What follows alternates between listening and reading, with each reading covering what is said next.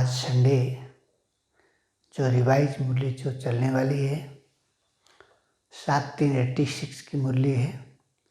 आज 16/8/2020।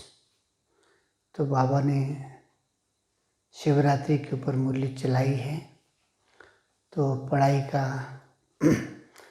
की 4 सब्जेक्ट, पढ़ाई की सब्जेक्ट के यथार्थ यादगार शिवरात्रि, इसके ऊपर बाबा ने बहुत सारी बातें भक्ति से तुलना करके भक्ति को मद्देनज़र रखते हुए बच्चों को ज्ञान दिया है। जैसे भक्ति में हम जन्म जन्म से भक्ति जो करते आए हैं, शिवरात्रि के पर्व पर उत्साह भरे उत्साह भरे उत्सव मनाते आए हैं, उसका यादगार हम कैसे मनाते हैं। क्योंकि आज हम सब प्रैक्टिकल में मना भी रहे हैं और उस भक्ति को पूर्ण रूप से देख भी रहे हैं और फिर उसका यादगार आगे के लिए काम भी कर रहे हैं।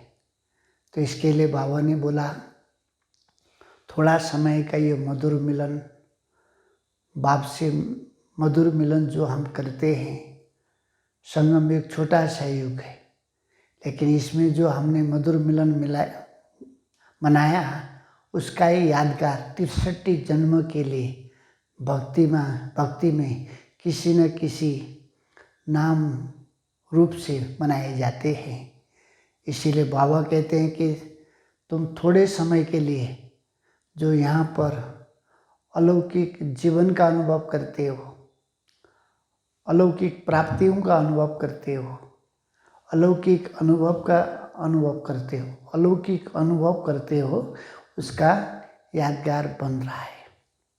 इसीलिए आपने कल पहले क्या पद पाए थे, आप क्या बने थे, कैसे बने थे, वो प्रैक्टिकल में आप देख रहे हो।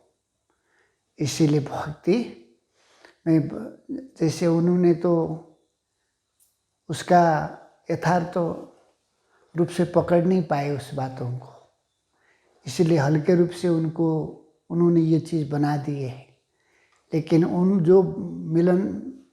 जो पर्व मना रहे हैं, शिवरात्रि मना रहे हैं, उन्होंने जो यादगार बनाए हैं, लेकिन उस यादगार को उनको पता ही नहीं है, लेकिन आप जानते हो और आप अनुभव कर भी रहे हो।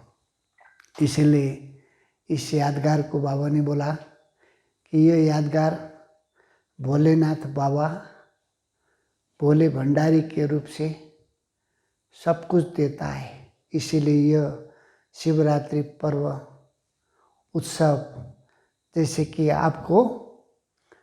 कि भोलानाथ बाबा भोले भंडारी के रूप से अकूट खजाने लुटाते हैं, बेहिसाब देते हैं, अनगिनत देते हैं। इसीलिए इसको कहते हैं, बाबा को क्या कहते हैं, भोलानाथ कहा जाता है। भोलानाथ, तो भोलानाथ इसीलिए कहते हैं कि बाबा ने बोला कि जो पदम का जो संख्या है, शब्द है, वो लास्ट है, लेकिन उससे भी ज़्यादा देता है, अनगिनत देता है। इसीलिए आपको तो 21 जन्म और 21 पीढ़ी भरपूर हो गए हो और भरपूर हो रहे हो। इसीलिए इस पर्व का कितना ज़्यादा महत्व है। क्योंकि बाबा ने बोला कि बाबा नॉलेजफुल है, लेकिन वो नॉलेजफुल होते हुए भी भोला बन करके सबको लुटाता है। अगर चाहे तो बाबा एक एक संकल्पों का भी हिसाब को जानता है, फिर भी देने में भोला है। और बाबा ने यहाँ पर बताया कि बाबा जो देता है, दाता बन करके देता है, इतना तो संसार में कोई भी कैसे भी दाता हो वो दे नहीं सकता है। इतने जन्मों की गारंटी, भरपूर भंडारा का जो गारंटी कोई नहीं दे सकता है। इसीलिए शिवरात्रि का जो महत्व बाबा ने आगे बताए कि जैसे कि शिवरात्रि मनाया जा रहा है, शिवरात्रि का चारों सब्जेक्ट से तुम्हारा क्या कनेक्शन है। शिवरात्रि मनाते वो लोग हैं, लेकिन तुम्हारे 4 सब्जेक्ट जो संगम युग का जो हमारा पढ़ाई है, आधार है, मदार है, तो उसका आधार बाबा ने बताया कि तुलना की है कि वो क्या करते हैं और आप क्या करते हो, आप कैसे मना रहे हो। वो न जानते हो भी उसी तरीके से मना रहे जैसे आप आज पढ़ाई पढ़ रहे हो। इसीलिए बाबा ने बताए 4 सब्जेक्ट के लिए कि पहला सब्जेक्ट बाबा ने बोला कि योग के बारे में बताया, बिंदु और बूंद की महत्व है। शिवरात्रि में जो शिव के जो प्रतिमा होता है उसके ऊपर एक लोटी जैसा जो लटका हुआ होता है वहाँ से बूंद बूंद पानी गिरती है और वो शिवलिंग के ऊपर पड़ती है और उसमें धूप दीप नैवेद्य बहुत कुछ अर्पण करते हैं दुनिया में, है ना। तो इसी रीति से बाबा ने बोला कि योग में तुम बिंदु बनते हो तब अनुभव होता है। तो योग का यादगार है। उसके बाद में दूसरा बताया कि बूंदे, जो बूंदे टपकती है उसके, है ना। हाँ, तो उसका ज्ञान के भिन्न भिन्न बूंदे हैं वो, और उसका इससे जुड़ा हुआ है। बाबा ने बोला तीसरा बताया कि जो धारणा करते हो, धारणा का जो यादगार है, तुम दृढ़ संकल्प करते हो और उसमें व्रत जैसे कि वो लोग रखते हैं ऐसे तुम भी दृढ़ संकल्प करते हो, मुझे सहनशीलता को धारण करना है, अंतर्मुखता को धारण करना है, दृढ़ संकल्प करके करते हो। यह जैसे व्रत का जो यादगार है। और बाबा ने बोला सेवा का जो यादगार है कि जैसे कि जागरण करते हो, वो लोग जागरण करते हैं, आप लोग ज्ञान में क्या करते हो, सेवा में क्या करते हो, जगाते हो। जगाना और उनको जागृत रखना, जागरण कराना माना उनको जगाना। इसीलिए 4 सब्जेक्ट का 4 तरीके से बाबा ने इस्तेमाल किए। तो उसके बाद में आगे बाबा कहते हैं कि 4 सब्जेक्ट का जो यादगार है, तो इसके बाद आगे बाबा कहते हैं कि यह जो पर्व उत्सव मनाया जा रहा है कि तुम संगम युग पर वैरायटी रूप से जो कर रहे हो, भक्त लोग इसका ही फॉलो कर रहे, कॉपी कर रहे, लेकिन उसमें दिन और रात का अंतर है। आप लोग इतना कुछ कर रहे हो, वो किस तरीके से कर रहे हैं, प्रैक्टिकल में उसका अंतर दिखाई दे रहा है। तो बाबा कहते हैं कि भक्त लोग तुम्हारा क्या कॉपी करते हैं, क्योंकि तुम यहाँ पर अनेक प्रकार के फंक्शन करके समर्पण समारोह मनाते हो, कभी संगठन में मनाते हो, कभी इंडिविजुअल रूप से मनाते हो। तो समर्पण का यादगार इसमें दिखाया है कि वो लोग तो अपने आप को समर्पण कर नहीं सकते, इसलिए बकरे को बलि चढ़ा देते हैं। इसीलिए इस फंक्शन का यादगार है। तुम जो समर्पण समारोह मनाते हो, बाबा की सेवा में समर्पण हो जाते हो, तो उसका यादगार मैं जो कर रहा है उसी को पकड़ के उसको बलि चढ़ा देते हो। इसीलिए हम यहाँ पर थोड़ा सा कुछ फंक्शन करते हैं, वो भी कहीं जाकर के किस प्रकार के रूप ले लेता है हिसाब नहीं होता है। जैसे संगम में ब्राह्मण जो भी कर्म करते हैं उसका कहीं ना कहीं कनेक्शन होता ही है। इसीलिए ब्रह्मा बाबा ने तो फर्स्ट स्टेप, पहला कदम मैं और मेरे को समर्पण किया। मैं और मेरे को बाबा ने ख़त्म करने के लिए बाबा ने जो फॉर्मूला अपनाए थे, जैसे कि बाबा कहते हैं कि बाबा ने उस चीज़ को कैसे ख़त्म किया, मैं के जगह पर बाबा को रखा और जो मेरा है वो सब तेरा कह दिया। तो उसमें मैं बोल रहा हूँ नहीं, बाबा बोल रहा है, बाबा बुलवा रहा है, बाबा क्या करा रहा है, ये सब बाबा में कन्वर्ट कर दिया। चाहे नेचुरल शब्द बाबा, चाहे साधारण बातों में भी बाबा शब्द डाल दिया है। इसीलिए आपको भी बाबा क्या कह रहे हैं, हम सबको भी जो समर्पण समारोह जो मना रहे हो, बाबा इसमें एक शब्द क्या कहते हैं, बाबा भी हंसी में कहते हैं कि जब तक संपूर्ण रूप से समर्पण नहीं होंगे और मैं और मेरे को समाप्त नहीं करेंगे, तब तक हम संपूर्ण समर्पण होकर के संपूर्णता को प्राप्त नहीं कर सकेंगे। बाबा ने इस तरीके से इस बातों को बताया है। इसमें बाबा ने और भी जोड़ा कि जो भक्त होते हैं वो ठगत होने से बच गए, तो भक्तों को बाबा भी प्यार करते हैं। भक्तों को बाबा ने बोला कि भक्तों को भगवान भी याद करते हैं, क्योंकि जो भक्त होते हैं वो भगत होने से बच गए, ठगत होने से बच गए। और दूसरी बात क्या बताया, जो सच्चे भगत होते हैं वो जिस संकल्प लेते हैं, दृढ़ संकल्प लेते हैं, उसमें कायम रहते हैं वो लोग। इसीलिए उन्होंने, बाबा ने बोला कि जो यादगार बनाया गया है, भक्त है जो मोटी बुद्धि वाले। बाप दादा भी कहते हैं कि भक्त है मोटी बुद्धि वाले और महीन बातों को समझ नहीं पाए हैं, इसीलिए उनको भावनापूर्वक जो टच हुआ है उस बातों को उन्होंने वहाँ रखा है। मोटी बुद्धि होने के कारण से महीन बातों को पकड़ नहीं पाए, दिव्य बुद्धि न होने के कारण से उन्होंने इस तरीके से उसको फॉलो किया है। तो इसलिए बाबा क्या कहते हैं, जो सच्चे भगत होते हैं, जो उसके लिए बाबा ने ये भी बताया कि एक तो दृढ़ होते हैं और दूसरा वो अपने प्रतिज्ञा में कायम रहते हैं। उसके बाद बाबा ने आगे बताया कि कैसे इसको देहभान को ख़त्म करना है। तो उसमें फिर फॉर्मूला यही बताए कि जैसे कि मैं आता है तो बाबा शब्द जोड़ो, मैं कर रहा हूँ नहीं, बाबा कर रहा है, बाबा करा रहा है, इसी तरीके से इसको करोगे तो देह भान अर्थात मैं खत्म होगा। मेरा अर्थात जैसे कि वस्तु व्यक्ति जो साधन पदार्थ में जो लगाव है, उसको बाबा ने बोला ये मेरा है, मैं और मेरा। तो इस पर्व को बाबा ने, इस उत्सव को क्या बोला, मैं और मेरे को ख़त्म करने का उत्सव है ये। और इसलिए आगे बाबा क्या कहते हैं कि जो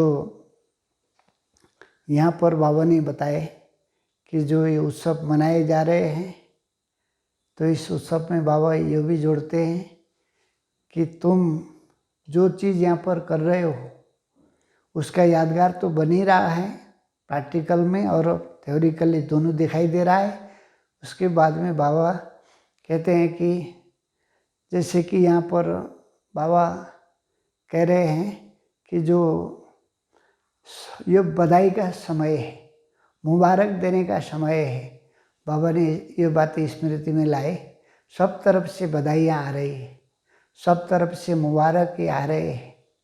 तो ये जो मुबारक है ये सिर्फ बाप का ही नहीं है, ये आपका भी मुबारक, आपको भी मुबारक दे रहे हैं सब। हाँ, सबके लिए तुम कर रहे हो तो सबका बाबा की तरफ आ रहा है, तो बाबा भी बच्चों को मुबारक देते हैं। बाबा इसीलिए मुबारक दे रहे हैं क्योंकि अगर बच्चे नहीं होते तो बाप कौन कहता है। इसीलिए बाबा भी कहते हैं हैप्पी बर्थडे टू यू। तो बच्चे ने भी यही किया तो बाबा ने भी यही कहा, बच्चे ने भी यही कहा तो बाबा ने भी यही कहा। तो बच्चे बाप को मुबारक दे रहे हैं और बाप बच्चों को मुबारक दे रहे हैं। हाँ, हाँ।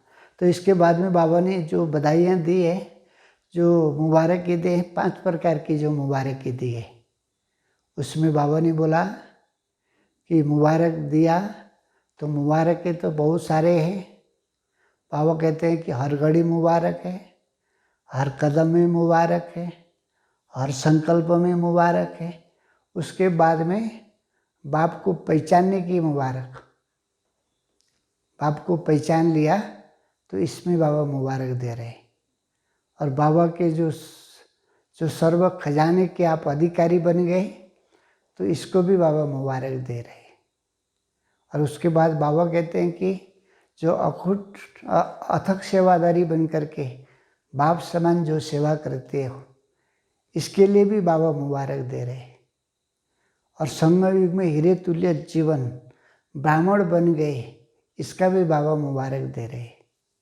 उसके बाद में बाबा कहते हैं कि फरिश्ता सो देवता बनने की जो दृढ़ संकल्प किया है, श्रेष्ठ कर्म किया है, इसको भी बाबा मुबारक दे रहे। तो मुबारक तो बाबा ने मुबारक ही मुबारक। ये अगर टोटल एड़ी से चोटी तक देखा जाए, मुबारक और बधाइयाँ बच्चों को लुटा रहे। उसके बाद में बाबा कहते हैं कि जब आप ये संगम युग पर जो भी कर्तव्य करते हो, तो जो भी कर्तव्य कर रहे हो, उसके लिए बाबा कहते हैं कि तुमने बहुत बड़ी दिल रख करके संसार की आत्माओं को, तो नहीं कहा जो ब्राह्मण बीके बने हुए हैं उनके लिए बोला है बाबा ने। बाबा कहते हैं कि ये संगम युग में बाबा एक दूसरों को बधाइयाँ तो देते हैं, लेकिन उसके बाद बाबा कहते हैं कि सभी राज्य अधिकारी बनेंगे तो नंबरवार ही बनेंगे। हाँ, नंबरवार बनेंगे। उसमें बाबा ने बोला कि अगर सब तख्त नशीन बन जाए तो वहाँ तो 1.5 लाख से भी ज़्यादा तख्त बनाने पड़ेंगे। उस समय 1.5 लाख बच्चे तैयार हुए थे बाबा के, तो 1.5 लाख से भी ज़्यादा तख्त बनाने पड़ेंगे, लेकिन बनेंगे तो सब नंबरवार ही बनेंगे। क्यों? क्योंकि सब नंबरवार इसलिए हैं कि बाबा ने बोला कोई अच्छे कर्म कर रहे हैं, कोई नहीं भी कर रहे हैं, वो देखने में आता है। बाबा भी जानते हैं तो आप भी जानते हैं। इसीलिए ये तख्त जो तैयार होंगे सब नंबरवार होगा। लक्ष्मी नारायण ही तख्त पर बैठेंगे। उस समय लक्ष्मी नारायण ही होंगे, लेकिन वहाँ पर जो साथ देने वाले को लक्ष्मी नारायण तो नहीं कहेंगे, रॉयल फैमिली वालों को राज्य अधिकारी कहेंगे। तो उसमें बाबा ने क्या बोला कि जो इस प्रकार की जो बाबा को साथ दे रहे हैं, साथ देने वालों को ये तो टाइटल तो नहीं दिया, लेकिन क्या कहते हो, लक्ष्मी नारायण का राज्य नहीं कहते हो, उसमें कहते हमारा राज्य कहते हो।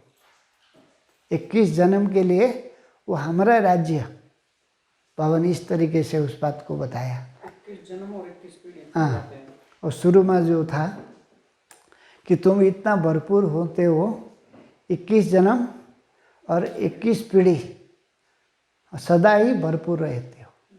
हाँ, तो उसके बाद बाबा कहते हैं कि आज मुबारक। तो बाबा ने उसमें कई सारी मेथड भी बताए हैं।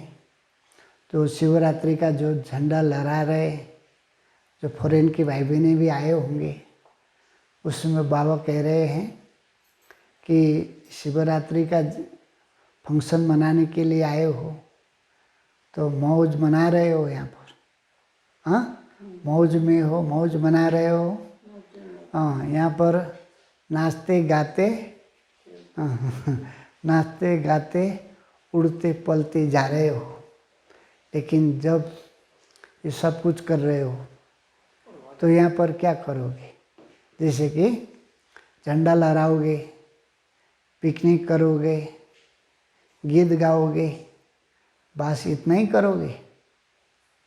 तो बाबा ने उसमें क्या बोला कि ये सब तो कुछ तो करोगे, झंडा लहराओगे तो देखेंगे, पिकनिक करोगे, गीत गाओगे, इसके बाद क्या? बाबा ने भक्ति का एग्जाम्पल दे करके बोला, कोई भक्त होते हैं तो जीवन भर व्रत रखते हैं, कोई भक्त थोड़ा कमज़ोर होते हैं तो महीने भर के लिए व्रत रखते हैं, और कोई कमज़ोर होते हैं तो 1 दिन के लिए रखते हैं, कोई थोड़े समय के लिए रखते हैं। तो क्या आप यहाँ पर आए हो तो धरनी पर पाँव नहीं है, जब वहाँ जाओगे तो धरनी में पाँव रख करके सेवा करोगे, या तो फिर ऊंची स्थिति में स्थित होकर के सेवा करोगे। ऊंची स्थिति में स्थित होकर के सेवा करना है। तो बाबा ने एक अच्छे जैसे की बातें बताए कि ऊंची स्थिति माना छत पर लटकना नहीं है इस तरीके से। तो ऊंची स्थिति में स्थित होकर के कर्म करोगे तो साधारण कर्म करते हुए भी स्थिति ऊपर की होगी, ऊपर की स्थिति होगी। तो इस स्थिति में स्थित होकर के जब आप कर्म करोगे तो आगे तो उसमें बताया कि हर कर्म, बाबा का एग्जाम्पल दिया। हाँ, तो ब्रह्मा बाप का जो एग्जाम्पल दिए हैं, जैसे ब्रह्मा बाप को, जैसे ब्रह्मा बाप साधारण तन, शिव बाबा ने साधारण तन लिया है, तो तुम्हारे जैसे चलेंगे, तुम्हारे जैसे बोलेंगे, तुम्हारे जैसे कर्म करेंगे, लेकिन साधारण होते हुए भी स्थिति श्रेष्ठ है। ऊंची स्थिति में स्थित होकर के कर्म करते हो। तो ऊंची स्थिति में स्थित होकर के कर्म में आना, तो योग करते हो, योग करोगे तो इस तरीके से बाबा ने बताए। तो उसके बाद बाबा ने इसके पीछे जोड़ा है। तो आज शिवरात्रि है, अवतरण का दिन है। अवतरण के दिन में बाबा ने होमवर्क जैसे दिया है, तो उसमें कुछ फार्मूले बताए। जैसे आप निद्रा से जागते हो तो उस समय आप ये नहीं सोचो कि मैं निद्रा से जाग रहा हूँ, हाँ, मैं शांति धाम से, हाँ, निद्रा ही बोला है इसमें, हाँ, तो पर शांति धाम से कर्म करने के लिए अवतरित हुई हूँ। तो बाबा ने यहाँ बोला अवतार अवतरित होते ही हैं श्रेष्ठ कर्म करने के लिए। तो हाँ, तो फिर जब कर्म समाप्त हो जाएगा तो फिर शांति धाम में पहुँच जाओ। जब सोने का होता है तो शांति धाम में सो जाओ। तो उसके बाद बाबा क्या कहते हैं कि अवतरित होकर के जो कर्म करेंगे आप, जो कर्म की जो विधि बताई, तो कर्म अलौकिक हो जाएंगे। अलौकिक कर्म होंगे तो अलौकिक कर्म करने की ये तरीके होता है। उसके बाद बाबा कहते हैं कि साधारणता में महानता कैसे आएगी।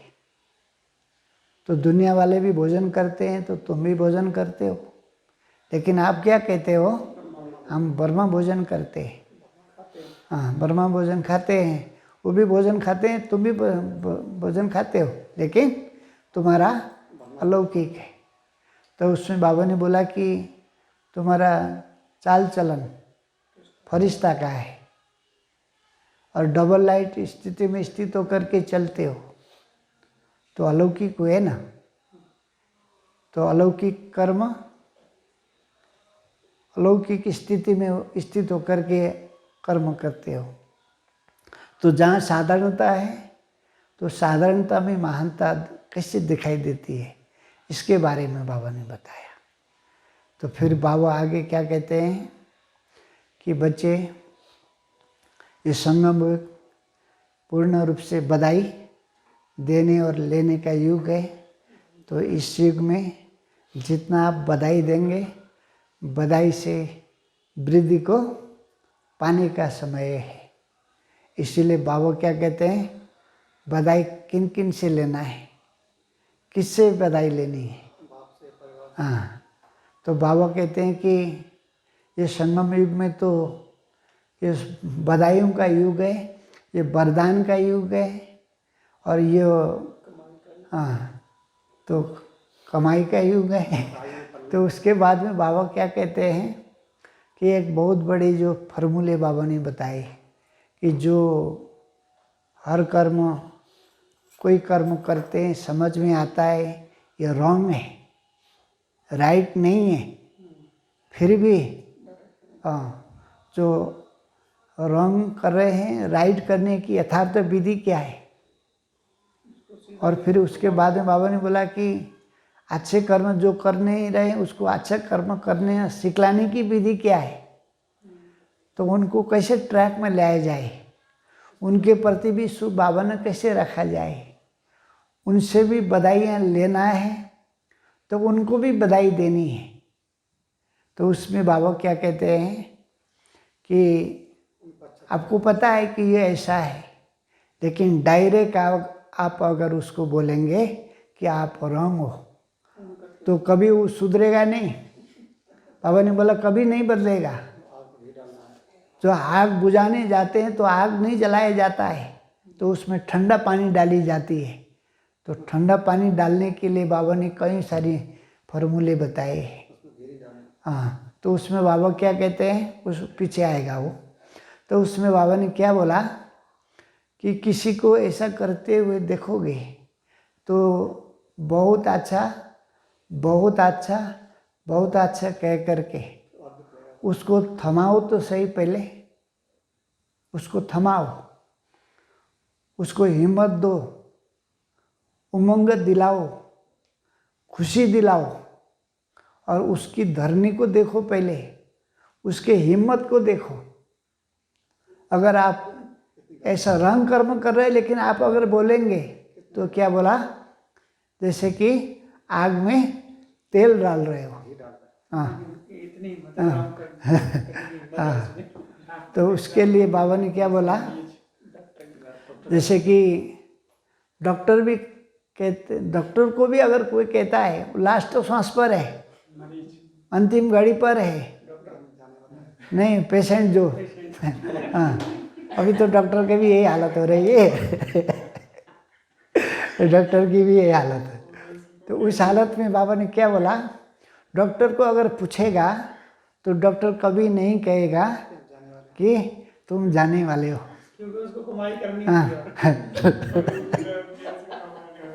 हाँ, तो उसको यहाँ तक क्या कमाई करेंगे, तो बाहर तो कमाई है। तो इसीलिए उसको कभी वो नहीं कहेगा कि तुम जाने वाले हो। अगर वो कमज़ोर स्थिति में होगा तो उस हार्ट फेल हो जाएगा, वो नहीं होना तो भी हो जाएगा। हाँ, नहीं होता है तो भी हो जाएगा। तो इसमें दूसरी बात है, बाबा ने क्या बोला, अगर बाप दादा को भी अगर कोई पूछता है कि मैं इस समय गलत हूँ, गलत कर रहा हूँ, अगर बोलता है तो भी बाबा कभी नहीं कहेगा कि तुम गलत हो, तुम रंग हो, कभी बाबा नहीं कहेगा। बाबा ने क्या बोला, मुरली में रंग और राइट की शिक्षा देगा, लेकिन डायरेक्ट बाबा कभी नहीं बोलेगा कि तुम रंग हो। तो उस समय उसकी सारी धरनी को देख करके, नब्ज को देख करके फिर उसको पटरी पर लानी पड़ेगी। तो इस तरीके से बाबा ने उनसे भी कैसे दुआएं लिया जाए, तो ऐसे आत्माओं से भी दुआएं लेनी है, मुबारक देनी है उनको, और मुबारक उनसे भी लेनी है। तो उसके बाद बाबा आगे क्या कहते हैं कि ऐसी आत्माओं से वो आत्मा समझेगा, उस अच्छा अच्छा करते रहेंगे, अच्छे हो कहते रहेंगे, तो वही का बाद में महसूस करेगा आग क्यों लगी थी, किस लिए लगी थी, वो कारण क्या है, और उसका निवारण भी क्या है, वो खुद ही बताएगा। तो इतना तक के लिए आपको इंतज़ार करनी पड़ेगी। वो मारा जा रहा है और आप कुछ करते रहोगे, और तुमने ये किया वो किया ऐसे किया करके आप उसको ब्लेम लगाते रहेंगे, तो उस समय वो कभी भी उस स्थिति में नहीं आ सकता है। हाँ, तो इसीलिए बाबा यहाँ पर ऐसी आत्माओं से भी दुआएं लेनी है, ऐसी आत्माओं को भी जैसे कि है ना मुबारक देनी है। तो उसके लिए बाबा आगे भक्तों की बहुत सारी बातें कहते हैं, जो भक्त लोगों ने जो यादगार बन गए हैं। तो इसमें कई सारी बातें बताई हैं। जो बड़े दिन की बारे, तो कभी शिवरात्रि होती है, दीपमाला होता है, कभी देवियों का देवताओं के दिन आते हैं, तो वहाँ पर क्या क्या कहते हैं, वो बड़ा दिन कहते हैं, क्योंकि संगम पर ऐसी सारी बातों को अपनी बड़ी दिल रख करके सबको समाए, और सबको अपने बधाई दी, और सबको अपने मुबारक दिए। तो इसीलिए ऐसे दिन के आगे वो क्या लगाते हैं, आज बड़ा दिन है, आज देवी का दिन है, आज ये देवता का दिन है, ऐसा करके वो आत्माएं बड़े दिल की यादगार बड़ा दिन से मनाएंगे। इसीलिए संगम पर आप बड़े दिल की जो उपयोग करते हो, बड़ा दिल रख कर के सबको क्षमा करते हो, सबको माफ़ करते हो, सबको साथ लेते हो, सबको साथ लेके आगे चलते हो, तो उसका ये यादगार है। तो ऐसी हालत में ऐसी आत्माओं से भी अगर आपने दुआएं लिए तो दुआओं के तो आप भंडारे भरपूर हो गए। तो बाबा ने यहाँ बोला कि आप दाता हो, सबको देने वाले, और भक्तों को कहते हैं लेवता, और आपको कहते हैं दाता हो, देवता हो, देने वाले हो, तो सबको दो। तो उसमें बाबा ने क्या बोला, कुछ उसको दोगे और कुछ उससे लोगे तो उसको कभी फील नहीं होगा। हाँ, पहला दो उसको, तो फिर ही उसको जैसा चाहे, जो बातें बनाने चाहे, जो बातें मनाने चाहे, आप बातें बना सकते हो, तो वो कभी फील नहीं करेगा। तो पहला दो। लेकिन बाबा ने यहाँ एक अच्छी बातें बताई, दिल से, हाँ दिल से दो, रहम की भावना होनी चाहिए। उसको लगे नहीं कि ये ऐसे ही कह रहे हैं मुझे। हाँ, बाबा ने इतनी सुंदर बात है कि रहम की भावना होनी चाहिए। रहम की भाव अगर होगा ना, उसको लगेगा, तो उसको उस बातों से छुटकारा पाने में, उस बातों को परिवर्तन करने में उसको हिम्मत मिलेगी। और आप ऐसे मुख से कह दोगे, दिल से नहीं कहोगे, तो वो भी महसूस करेगा ये ऐसे ही मुझे चढ़ा रहे, लेकिन दिल से तो कह ही नहीं रहे, वो भी बोलेगा। हाँ, इसीलिए आपकी दिल की भावना उसको लगेगा। तो इस तरीके से बाबा ने, जैसे कि ऊपर से लेकर नीचे तक बहुत सारी शिक्षाएं, कई सारे फॉर्मूले बताए। अवतरण के दिवस में कैसे अपनी स्थिति को बनाना है, किस स्थिति को रखनी है, ये तो पूरी शिक्षा ही शिक्षा है। एक तरफ तो भक्ति को रेफरेंस देते हुए उस पर्व की महत्व बताई, उसके बाद में फिर जाकर के कैसे शिक्षा बीच बीच में बाबा ने दिए। तो उस शिक्षा को आगे बढ़ाते बढ़ाते बाबा, कुछ रह गई क्या आप सबको? कुछ पॉइंट याद है? हाँ, वो तो अमृत करण दिवस का भक्ति में तो जागरण करते हैं, पढ़ाई तो वहाँ जागरण है। हाँ, ये तो सब हो ही गया है। तो उसके बाद में बधाई अपने से भी लेनी है, हाँ परिवार से भी लेनी बधाई। हाँ, इसमें तो यही तो सब कुछ। और गारंटी है, यहाँ तो गारंटी होती हाँ है, गारंटी नहीं होती। हाँ, वो आ गया। लेकिन वो बाबा ने बहुत सुंदर बातें, 21 जन्म की जो गारंटी है, भरपूरता, भरपूर होंगे 21 पीढ़ी और 21 जन्म आपकी भरपूर। और उत्तर 63 जन्म के लिए बोला, क्योंकि 63 जन्म तुम थोड़े से बाबा से या मधुर मिलन कर रहे हो, बाबा से, है ना, इतने अच्छी मिलन की जो यादगार बन गई। भक्तों ने अनेक नाम दे करके पूरे 63 जन्म उत्सव बना दिए। हाँ, तो बाबा ने यहाँ बोला कि वो लोग क्या कहते हैं, भक्त क्या कहते हैं। बाबा ने इसमें 2-3 बातें बताए थे कि भक्त क्या कहते हैं, वो आह्वान करते हैं, वो पुकारते हैं, लेकिन आप क्या करते हो? हाँ, और वो आह्वान करते हैं, तुम क्या कहते हो? बाबा आ गए, हाँ हमने पा लिए, बाबा से मिल गए, हम ये कहते हैं। और उन लोग का पुकारना, आह्वान करना है, लेकिन आपका मिलना, आपका मिलन मनाना है। हाँ, वो असंख्य अनगिनत देता है। इसमें क्या बोला है, शक्तिशाली बातें भोलानाथ का, जो भोले भंडारी है बाबा। आज उसके शिवरात्रि के दिन के लिए फिर आगे भी बोला, भरपूर भंडारा कहते हैं, और भरपूर भंडारा, भरपूर भंडारी कहते हैं, भर दो झोली भी कहते हैं दुनिया वाले तो, है ना। तो इसमें हिसाब नहीं रखता है बाबा कि जितना और इतने का। दुनिया में हिसाब रखते हैं, इतना करोगे तो इतना मिलेगा, जैसा करोगे ऐसा मिलेगा, जैसा बोओगे ऐसा काटोगे, दुनिया में बोलते हैं। लेकिन बाबा ये नहीं रखता है, सर तो रखता ही नहीं है। नॉलेजफुल है, ये ऐसा है वो ऐसा है, सब कुछ जानता है। एक एक संकल्पों का हिसाब बाबा के पास है, लेकिन देने में फिर भी भोलानाथ है। इसलिए भोलेनाथ बाप के भोले बच्चे हो आपको, आप भी। हम सबको भी बाबा ने क्या टाइटल दिया? भोलेनाथ बाप के भोलेनाथ बच्चे हो।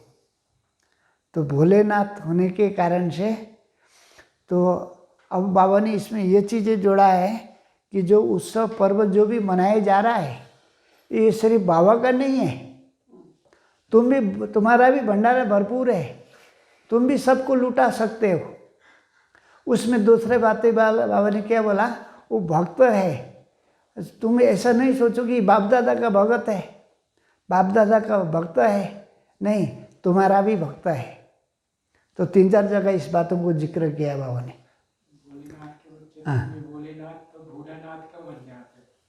हाँ, तो और कुछ पॉइंट बच गई? कहा कि भक्त खाली बनाते हैं, आप बनाते भी हो और अपने यादगार आप देखते भी हो। हाँ, इसमें 2-3 बातें प्रैक्टिकल में। हाँ, इसमें बोला कि इस चरित्र और चैतन्य में तुम मना रहे हो, चैतन्य में तुम हो, चित्र भी देख रहे हो, चित्र में बना चित्र भी है, और प्रैक्टिकल में निमित्त मात्र, हाँ निमित्त मात्र मना भी रहे हो और जन्म जन्म का यादगार बना भी रहे हो। तो इसलिए भक्ति के बारे में इतनी सारी बातें, और उसके बाद में बाबा ने जो वरदान दिए हैं, है ना, हर शक्ति को अड़र प्रमाण चलाने वाले, क्या नहीं, वो तो स्लोगन है।